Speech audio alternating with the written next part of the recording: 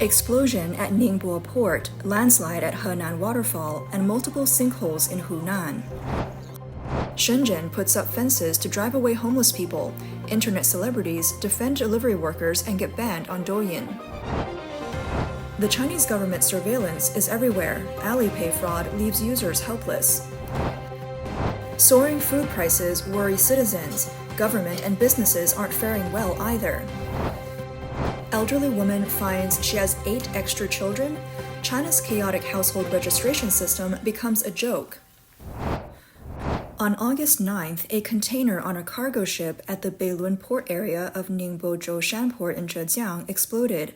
The video shows a massive mushroom cloud rising from the blast, with thick smoke blocking out the sky and debris flying everywhere. Yangming Marine Transport Corporation, a well-known Taiwanese shipping company, confirmed that one of their cargo ships, docked at Ningbo Zhoushan port in China, experienced an explosion and fire on Friday afternoon. So far, no casualties have been reported. According to China's Maritime Safety Administration, the explosion occurred on the YM Mobility, a Liberian-registered container ship.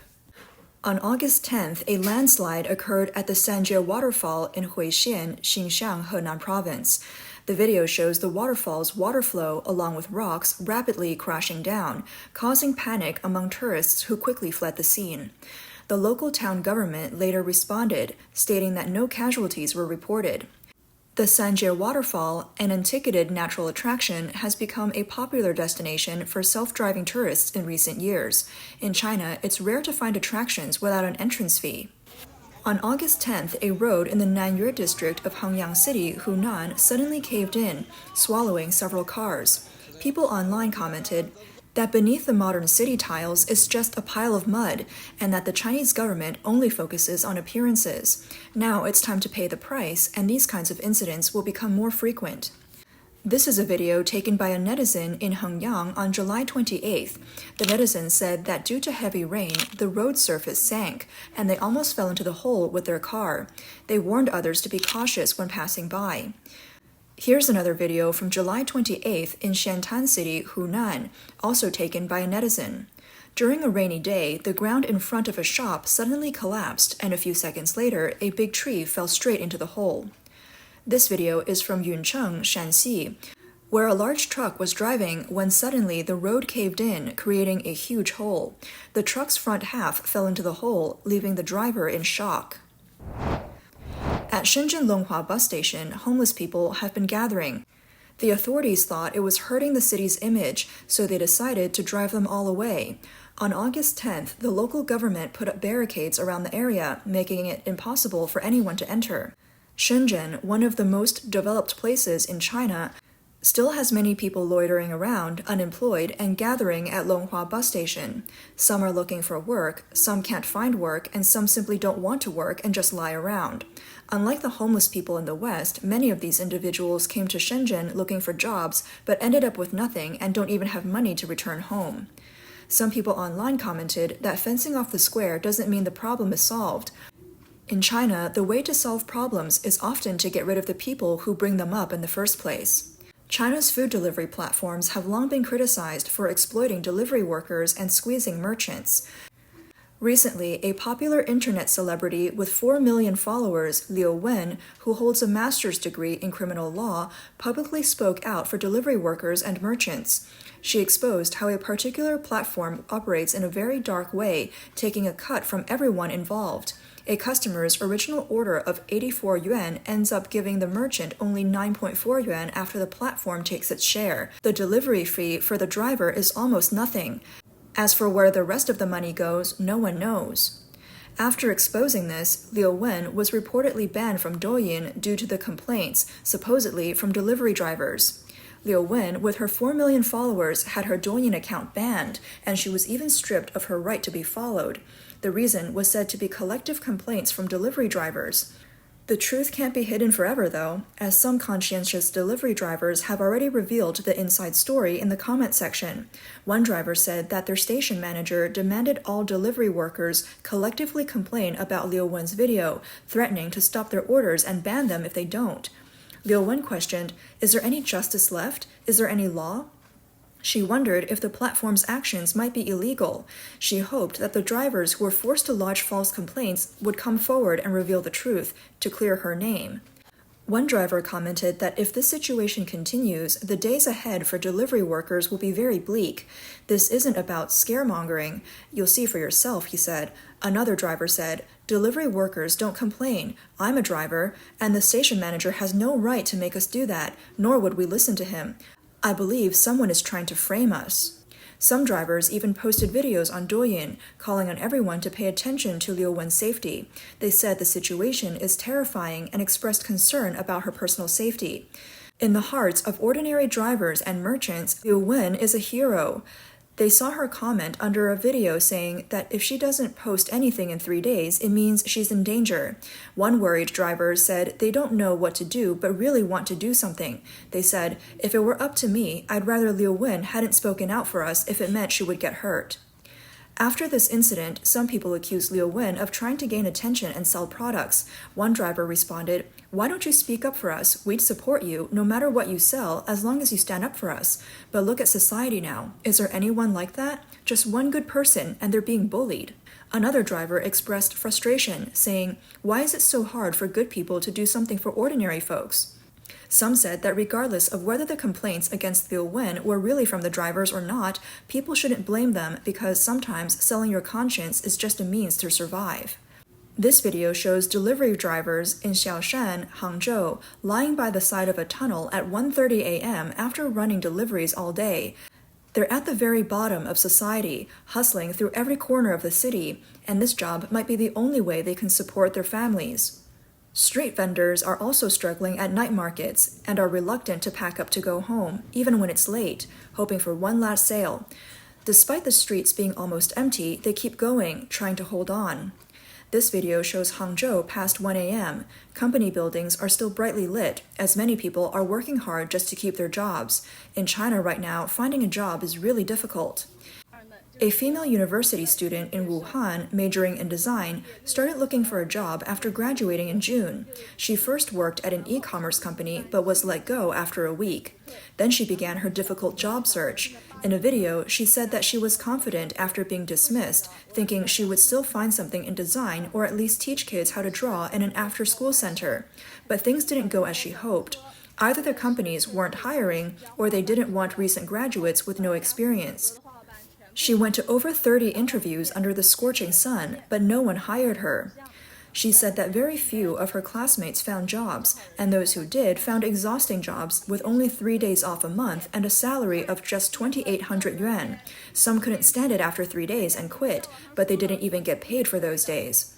She concluded by saying, we realized that not finding a job isn't our fault, and it's not because we're not good enough, it's just that the economic environment is terrible.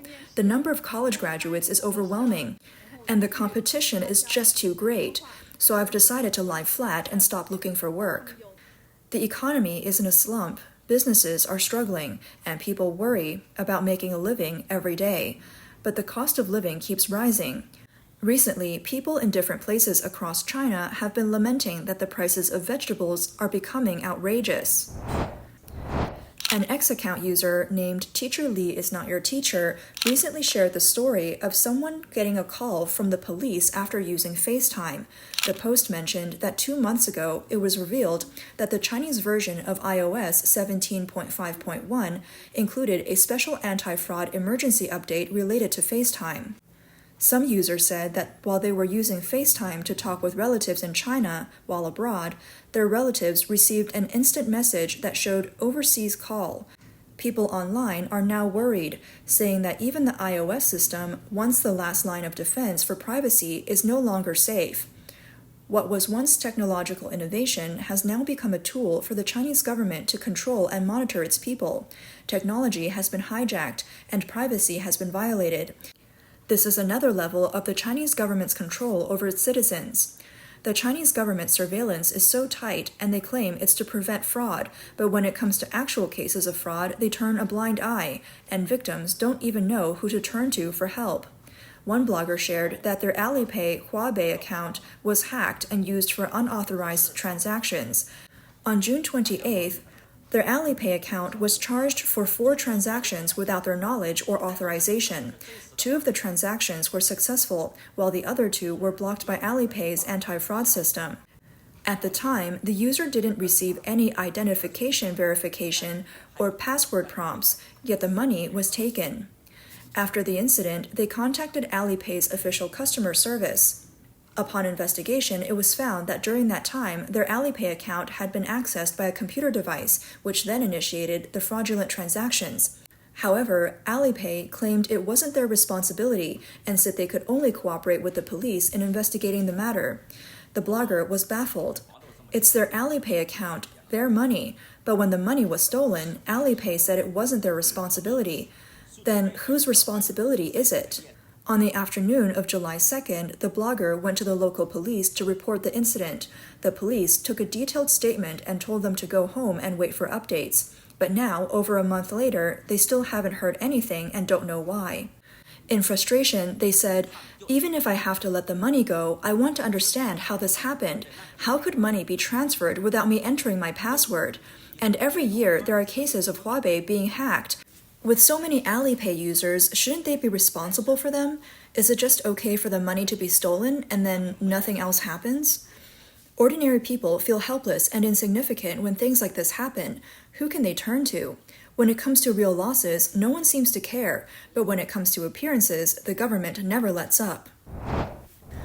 Soaring food prices worry citizens. Government and businesses aren't faring well either. This is a scene from a vegetable market in Beijing, where people are shocked at how ridiculously high the prices have become. The cost of basic vegetables have multiplied several times, and the price of fruits has shot up by over 10 yuan per half kilogram. In Xiamen, some people mentioned that vegetable prices there had skyrocketed as well. Everyone's income is shrinking, but the cost of living keeps rising. One person said they didn't even dare to shop. They just bought one gourd, which costs 8 yuan. Another commenter said, "Fruits and vegetables are so expensive now. Just eating cost me 3,000 yuan a month, not to mention anything else." A person from Henan shared, "In my small city, water spinach now costs 9.8 yuan per half kilogram. I'm shocked because this is the season when vegetables should be plentiful, yet prices are out of control." A person from Shanghai said that the prices of vegetables there have reached extreme levels. The video shows that most vegetables are priced above 10 yuan. Even the cheapest ones now cost 6 or 7 yuan per half kilogram. The blogger mentioned that vegetable prices have skyrocketed, but this isn't due to inflation. Over the past few months, the prices of vegetables have increased 4 or 5 times. For example, cucumbers are now over 4 yuan per half kilogram, and even if you buy them early at the market, they still cost 3.5 yuan per half kilogram. Just a month ago, cucumbers were only 0.88 yuan per half kilogram, meaning the price had increased 5-fold. It's not just cucumbers. Other vegetables have also gone up several times in price. Those who frequently buy groceries and cook have certainly noticed the steep price hikes. He explained that many people think this is due to inflation and that the currency is losing value. But in reality, this price surge has nothing to do with inflation. It's entirely caused by the recent flooding disasters. He shared a conversation with a farmer who said that all 3 of his greenhouses were flooded. The flooding in China started in the southern regions and has now affected many parts in the north as well. The blogger believes that vegetable prices will likely remain high for some time. People are now struggling to meet basic needs, and snacks have become a luxury that many can no longer afford. With no one buying snacks, companies that produce them are also having a tough time. For example, B-Store, known as the king of snacks in China, saw its net profit drop by over 88% in the first half of this year, despite continuously adjusting its business strategies to cope with the increasingly competitive market. The company has not seen much improvement. According to the company's unaudited performance forecast for the first half of the year, its net profit was between 21 million and 30 million yuan, a decrease of over 84% to 88.9% compared to the same period last year, when it earned 159 million to 168 million yuan. Since 2022, B-Store's performance has been consistently poor. Even though they significantly reduced prices in December 2023, their performance did not improve. From 2020 to 2022, B Store faced a situation where revenue increased but profits did not. During this period, their revenue rose from 7.9 billion yuan to 9.4 billion yuan, but their profit attributable to shareholders dropped from 344 million yuan to 335 million yuan. In 2023, their revenue began to decline, and the latest forecast shows that their net profit may decrease by more than 80% this year. In response, people online have said, "The main reason is that I can't afford to spend anymore. It's too expensive. I can't buy it. I've forgotten how long it's been since I bought any snacks. Even when I see them, I don't feel tempted anymore." In times like these, you save wherever you can. It's getting harder to earn money, so you have to cut back wherever possible. Why is it that as soon as a company goes public, its performance starts to decline, but before going public, it's like they're flying high? While people are too poor to afford vegetables and snacks, the government is so poor it's left with nothing but debt. Public data shows that in the first 7 months of this year, China issued about 4.2 trillion yuan in local government bonds, bringing the total local government debt close to 100 trillion yuan. Experts widely expect that August, September, and October will see a peak in local bond issuance. Analysts suggest that local governments in China are now struggling even to pay interest on their debts, and the time when the local debt crisis might completely collapse is drawing nearer. Local government bonds are divided into refinancing bonds and new bonds. Refinancing bonds are used to repay the principal of maturing local government bonds or existing debt, essentially borrowing new debt to pay off old debt. New bonds, on the other hand, are mainly used for major infrastructure projects. Regarding the issuance of local government bonds, Li Hengqing, a Chinese-American economist at the U.S. Information and Strategy Research Institute, told the media, "The key issue we're discussing now is whether issuing these bonds will be enough. Clearly, it's not. Why? Because the government has too much debt." He noted that information from various channels suggests that local government debt in China is already at 94 trillion yuan. He said, "If we assume an interest rate of 3 to 4%, just paying the interest would cost 3 trillion yuan a month, so the money used by local governments to repay debt is really just a drop in the bucket. It's not enough." An article published by NetEase in March, written by Associate Professor Feng Tren from the School of Political Science and Public Administration at Wuhan University, called Chinese local governments deadbeats. In the article, it is mentioned that a county governor in Guizhou province said, "It's impossible to repay the debt. The banks can only get the interest, otherwise they won't get even that." According to Chinese government data, as of the end of June 2024, the total local government debt was 42.6 trillion yuan. However, in August 2023, the well-known investment bank Goldman Sachs estimated that China's local government debt could be as high as 94 trillion yuan, including the debts of local government financing platforms, which are called local hidden debts. The debt from local government financing platforms is an off-balance sheet liability and considered hidden debt. The portion of the debt does not appear in the official financial data of the Chinese government. Li Hengqing commented, "Even Xi Jinping himself doesn't know the exact number."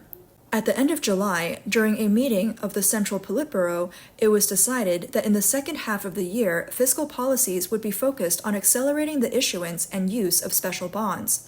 Experts widely predict that local bond issuance will significantly accelerate in August and September, reaching a peak this year with an issuance scale of around 2 trillion yuan.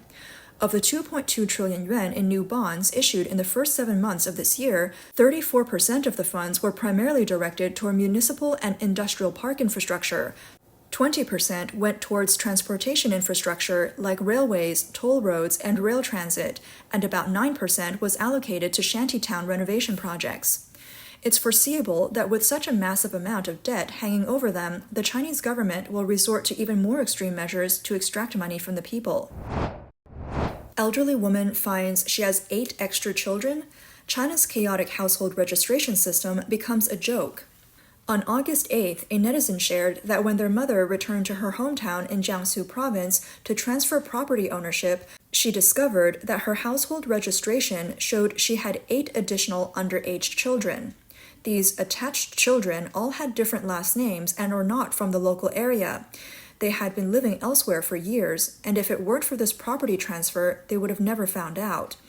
Because their family home is close to the city center and in a good school district, the netizen suspects that someone may have used their address to gain access to the school. According to the ID information, these 8 children range in age from 4 to 17 years old. The oldest was born in August 2007, and the youngest was born in November 2019. 2 of them were born just a month apart. Their last names are different too, 3 from Anhui, 1 from Henan, and 4 from other cities in Jiangsu. On August 9th, the netizen's mother went to the local police station where her household registration is managed to verify the situation. However, the paper household registration provided by the police station only showed her mother's name, with no children listed. The police said, "The local police station confirms that there are no issues with household management, and the 8 children are not found in the household registration system. The matter has now been handed over to the Housing Management Bureau for investigation." The netizen shared her mother's experience on social media, which quickly attracted a lot of attention. Many others commented, saying they had similar experiences. One netizen from Jiangsu said, "My grandmother is 100 years old, and there's also a mysterious child under her name. It turned out to be someone connected to a former police chief from long ago. I was so angry I wanted to contact a TV station." Another netizen from Jiangsu shared, "We had a similar issue with our household registration book. When we went to the police station, they said the person responsible had passed away. They said they would investigate, but we never heard back." A netizen from Hubei said, "We encountered something like this before. My mom was the head of the household, but 2 unknown children were listed under her name. When I turned 18, my mom wanted to remove me from the household registration to buy me a new house. When the household registration officer asked which child to separate, we found that there were 3 children listed under our household in the police station's computer system, and even though our registration had never shown anything wrong, the officer immediately fixed it." China's household registration system, or Hukou, is one of the last in the world still in use, along with North Korea and Benin in Africa. This system was originally designed to strictly control people's movement and to manage the distribution of resources and rights, such as jobs, education, housing, healthcare, and social security. In China, the household registration system categorizes people into different levels, and the rights they enjoy can vary greatly depending on their registration.